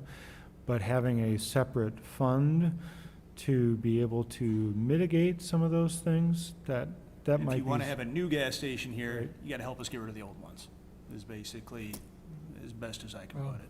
You could always. About 10 years ago. I hate to put in the word tax, but Yeah. you could put an extra tax on fuel, motor tax, and have that fund go into the remediation costs of a gas station site that is within, 1,500, or what is it, mile and a half or half 2640, mile? yeah. Then that way, that does end up helping remove that Yeah, tank from that's that an site. interesting Or maybe it's just it's a straight developmental fee, that's part of, you're part of your permitting process. Instead of paying $25,000, you need to pay $75,000, 50 of which goes to this fund to help whomever wants to develop this, apply for it, redevelop, have the testing, because a phase one's $1,500, a phase two can cost about $10,000, and a remediation of a tank can cost anywhere from $50 to $250, depending on if you have to take out any soils, which typically, if it's out, some soils are removed and then it's recapped, it shouldn't be $250. But it could be a good way, if we're having larger developmental sites come in to say and do this, $50,000 isn't going to sink their pro forma, but on a half-acre site where someone's trying to do a 3-story mixed-use development, $50,000, you might as well just pot the whole thing. Right. So, 10 or 11 years ago, the city purchased what is now the Embers building, spent some money on it, and sold it at a big loss in order to spur the redevelopment of State Street, which is done very successfully. I suggest that precedent can be used for some of these properties, for the cities to acquire them, remediate them, and then sell them at a loss in order to spur the redevelopment. Lance, do you know if some of these properties, or let's just say I develop a gas station and then I close it, do I just continue to pay the property tax on it every year after year after year if I can't sell? So I realize Godfather still has a business there, but if these others that don't have a business there, nothing's going on, they're just paying property tax year after year after year. And some don't pay the property tax, Right. and And then They just Many won't it do goes it. for tax deed, so, Yeah. yeah. That's a Sony property. They didn't pay the property tax. No, they haven't done anything. And the other idea is instead of having that closed We have one down other. gas station redeveloped as a gas station, the condition could be that they remove that tank before they develop the new site. And that way, you address the concern of that empty tank, because that site may not be of the right size to be a gas station, wouldn't meet all the qualification, the Right. driveway, the Current day. entrance, and all that stuff. So you make the developer remove and remediate the site. I know the city of Chicago does not allow underground tanks to be abandoned in place. The city's always made it, you got to pull them out. The rest of the state goes by the state code where abandonment in place is allowed. Yeah, no, I think that these are very good ideas to resolve the same issue that we're talking about. So I appreciate all of the thoughts on that. And so I'm open to whatever your recommendation to the city council is, and we will continue to work on the text for what we do or don't keep in. If there's something that, you are interested in keeping in here, but you want to see it reworded a little bit differently, I'm certainly happy to share that text as a part of my weekly message or something like that. Okay, so Just for the process, if I would recommend, what I would recommend is that the commission recommends obviously this, I think there is no issue that it should be a special use in the zoning district, and that those conditions that are not in dispute or, any issues, I think is conditions 1 through 8, be recommended as part of the special use condition. The other ones will be, obviously, we will take the input from the commissioners, put that in the recommendation. It will be ultimately up to the city council whether or not they want to, go with what was proposed. But I think with the input, we'll probably recommend the suggestions made by the commissioners. Yeah. To include Bill's last point about maybe, as they do in Chicago, is requiring gas stations to remove it, and once that would be a condition of putting it in. Well, I think if we scroll down on the page, it says in bold letters, under state statute, says that a home rule community does not have that authority to Yeah, place. we can't make them get insurance. We can't make them go through more than what it is. But, if there are any development agreements, we'll put that we could always put it in the agreement that they could agree to, make that a condition of the approval for the development agreement. Yeah. Right. Yeah, and that's hard to, hard to do with any businesses. Yeah, there wouldn't be any restriction in us requiring a developer of a different site to pay for removal on an abandoned site or something like that. That's not putting an additional financial burden on the owner of the abandoned site. That's what the state fire marshal's point is getting to. But I like a lot of the ideas that have been talked about here related to the long-term impacts of it and how to try and mitigate those. I'll certainly, roll those around and try and come up with some language that meets those Okay, so thoughts. since we'll be coming out of the public hearing here, and somebody's going to I'll make the motion, okay? Or anybody else can make the motion, but, so with a potential, we all agree on 1 through 8, okay? And then 9 through 10, we would recommend, I don't know, how would we word this? We would recommend, That we will put in the input from the commissioners into our report okay? as the suggested changes. All We're still in public hearing, so we need to close the public Yeah. hearing and have the appropriate motion. Okay, can I have a motion to close the public hearing? I'll make that motion. Motion? Second, all in favor? Aye. Aye. Motion, public hearing is closed. Is a motion in order on all of this, or do Yeah, we- I'll make the motion to go ahead and accept staff's recommendations for the, can we scroll up to the zoning recommendations? No, the next one up, the C1, C2, and all that other stuff, okay? That gas stations are not allowed in C1, C2T, C4, O1, O2, M2. They are allowed in C2, C3, and M1. I recommend that special use conditions as staff recommendations 1 through 8 be accepted. And then 9 and 10, that those wording needs to be changed somehow, some way for 9 and 10, and accept condition number 11. That's my motion.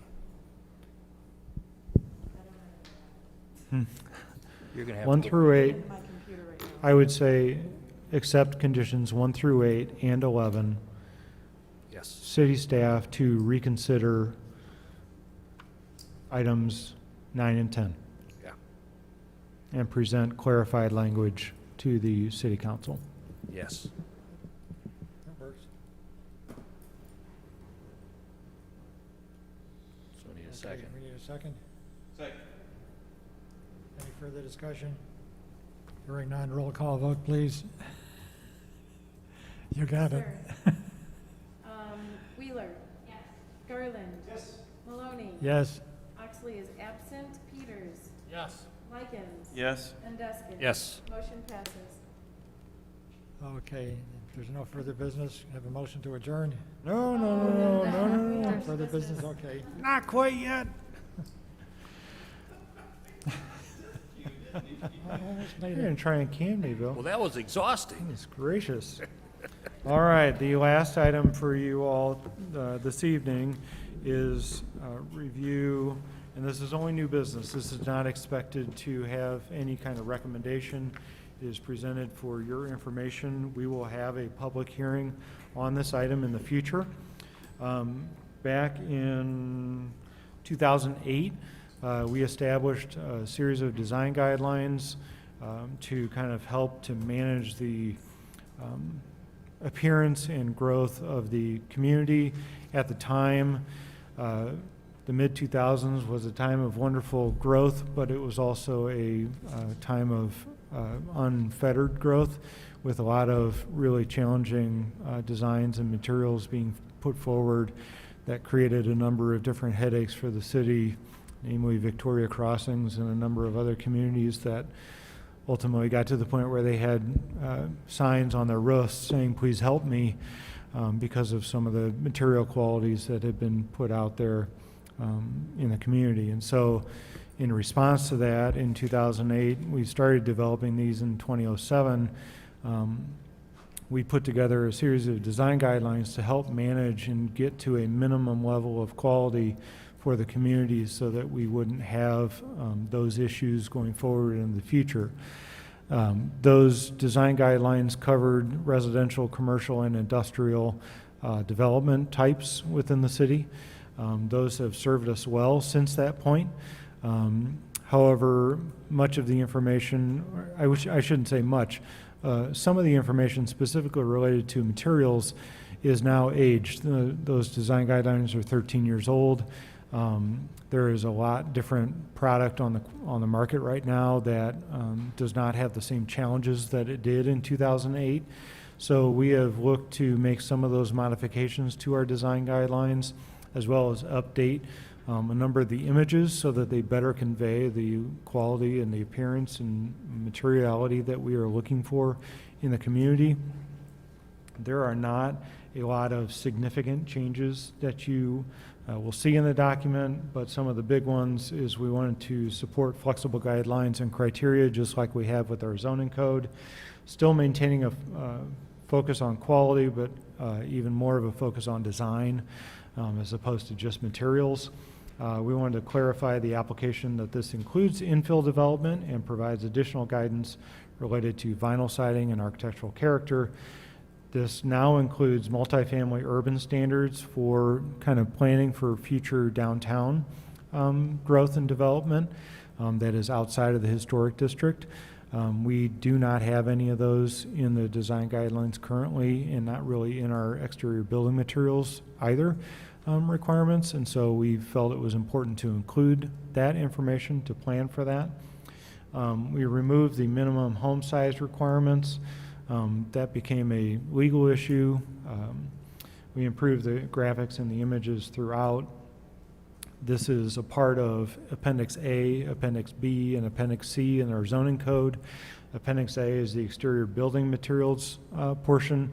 That is typically the first place that all developers go to look to see what materials they will need to use. Then Appendix B is our commercial and industrial design guidelines, and Appendix C is the residential ones. This is a snapshot of what you have in your packet already related to Appendix A. What you'll see in here is consistent with what I laid out at the beginning of this, that our intent is to try and focus on design and not so much on just simply having a certain percentage of brick, stone, or other masonry product. As I've probably said ad nauseum to many people at this point, you can create a lot of very ugly all-brick buildings, and you can create a lot of very beautiful homes and buildings with non-masonry buildings. And so our intent is to try and focus on the design of structures and not so much just simply quantifying a material. Our commercial design guidelines, specifically the materials, have served us well over that time frame. We're not actually recommending any changes to the commercial, except for a couple minor tweaks with current day materials as opposed to what was allowed back then or what was used back then. But those have actually served us very well, and many of the developments that you see around town have been developed under those guidelines. Our primary changes are the residential ones. These are things that we talked about in the zoning code workshop group. There was a lot of concern about, how does vinyl siding figure into this? What flexibility do our builders have to do things that may be really unique and really interesting and have a lot of character, but they wouldn't be allowed because they don't have 75% brick masonry on the front of it. So this is trying to kind of reset that mark and give us something that we can look towards to help guide the design of our residential product in the future.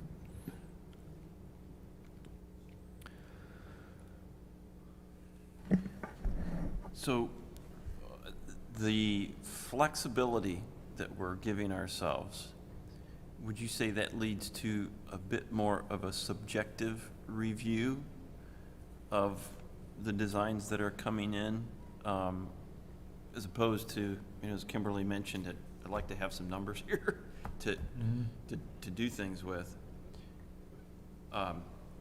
That's the general impression I get, which I like, but it also requires a staff that is educated as you are to be able to react intelligently and reasonably to these cases that come through. If you were to leave, this becomes more difficult. So I think everybody has to understand that the intelligence and the level of competence and understanding of good design has to be maintained, the city staff. Yeah, So, the place that important. the place that is particularly applicable is on an infill house, because you as a plan commission will never see that infill house.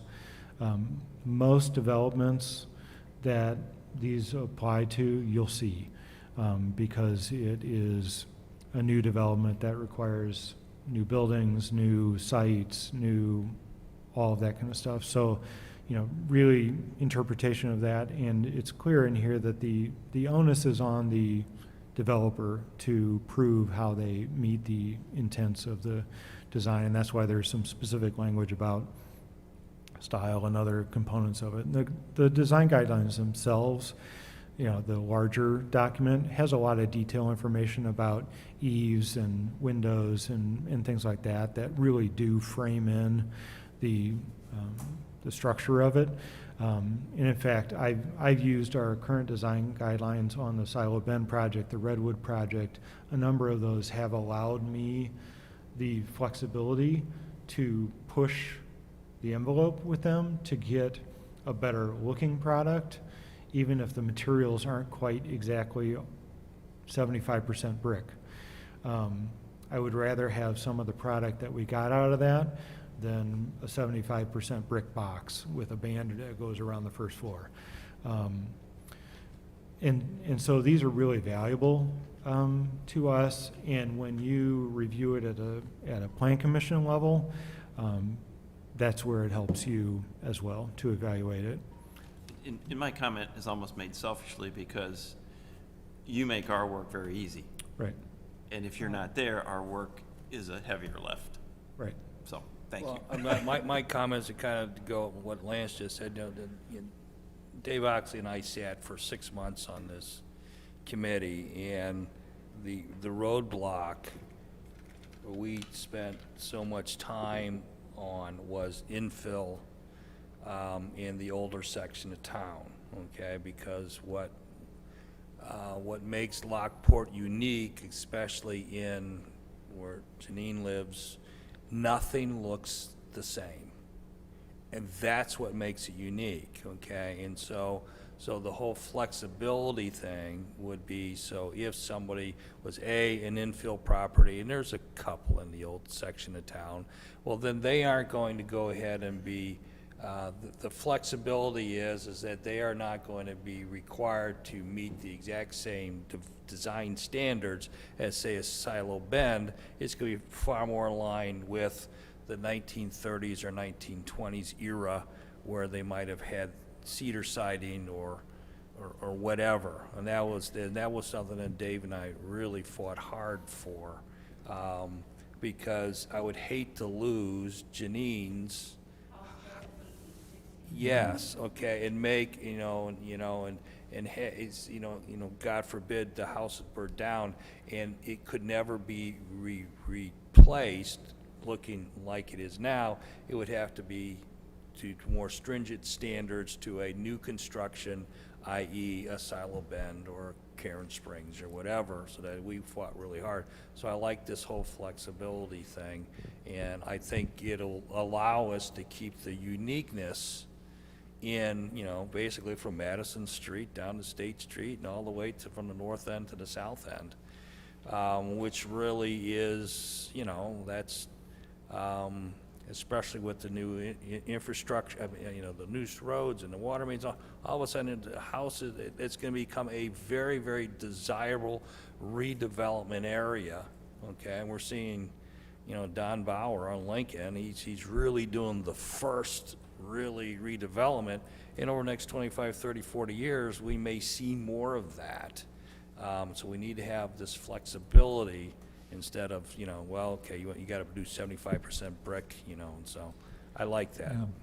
Well, my thoughts on this, these design guidelines are fine for, like, MI Homes, where their selling prices are going to be well above $300,000. That works fine for a new subdivision. But if somebody, first-time home buyers are trying to buy a house for around $200,000 to $250,000.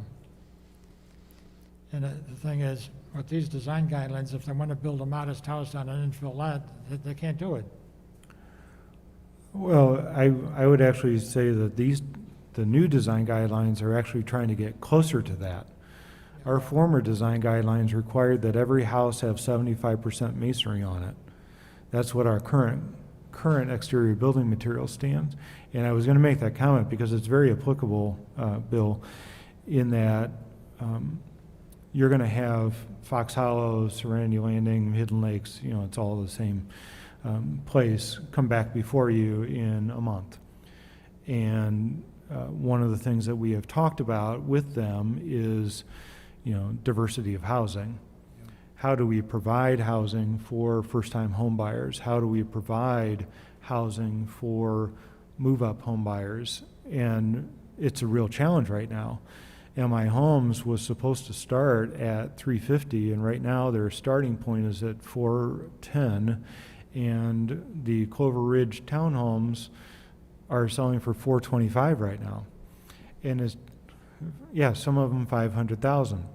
And it's a real challenge if we want to maintain some level of diversity in our new home stock, that we free up some of these material standards that are hemming us in because of the fears in 2007 and 2008 about vinyl siding that had a thickness of 0.39 back in the builder grade days, and that's where we had all the warping that occurred and everything else that created the impetus for these design guidelines as they were done back then. Well, affordable housing is in very short supply in town. If you go into Bonnie Bray or Lockport Heights or Fairmont, it's a little bit more affordable. But I know Naperville is getting a lot of heat from the feds because they haven't got any affordable housing and not planning on any. Yeah, and the point isn't to all of a sudden open the doors to quote unquote affordable housing, because that term has many different reactions from many different people. What we want to make sure that we are serving is a broad spectrum of our demographic. And we want to serve people that are looking for their first home. We want to serve people that are looking to downsize from a home. We want to serve people that are looking to upsize and grow their family bigger and better than ever. And we want to be able to free up the material side of this equation, but still maintain the quality, design, and appearance that we expect in our historic downtown and in other places, so that we do maintain a sense of character within the community. Would it be possible to build a new house on an infill lot anywhere in town for under 300,000? Well, I mean, a lot of that has to do with, the price of materials and the price of land and, Garage or anything, just, yeah, I mean, the specifics about the numbers, I can more easily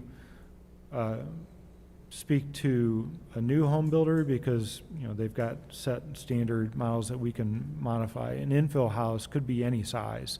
I mean, it could be 3 stories tall because we allow for that kind of height. It could be, a ranch. It could be a tiny, 1,200 square foot house. I mean, we've got some houses that are probably only 950 square feet. So if you want to build one for $225,000, you can build a 900 square foot ranch and then make sure that you can put additions on it in the future, just like they used to. yeah. My only other comment, Lance, is the design guidelines, the graphic format of the outline is very easy to read. Mm-hmm.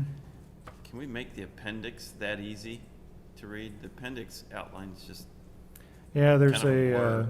there's an unfortunate transition that occurs when you put it into American Legal Publishing. They only read one way and one way only. So we are going to keep the document, the PDF document, the formatted document on the website so that people can pull that down, and it's a lot easier to read than going to the American Legal Publishing and seeing the awkward formatting that has. And the captions on the images for the annexing either were very blurry, are they clear? Okay. Are they clear in the? That Sorry, may I'm be, losing all my. that may be a printing issue. Just the way it's printed is Yep. not, Mhm. they're not legible, they are in residential. Yep, yep, that was just the. Are the you talking printer. about those? Oh, you're talking about those? Yeah, that's what's on our existing code. Yep. That's what's online right now. So, yes, I agree with you. So again, this is just information for you all. I appreciate all the commentary. If you have anything else, please feel free to shoot it my way. As you look through it or you think about it a little bit more, if there's any thoughts that you have, feel free to send that to me. We can certainly talk about it, but we will have this at a public hearing either in October or November. That's all I got. Now you Okay. can end the meeting, Chairman. Okay, and hearing no further discussion, now entertain a motion to adjourn. So moved. Motion? Second. All those in favor? Aye. Aye, motion carries. Thank you all.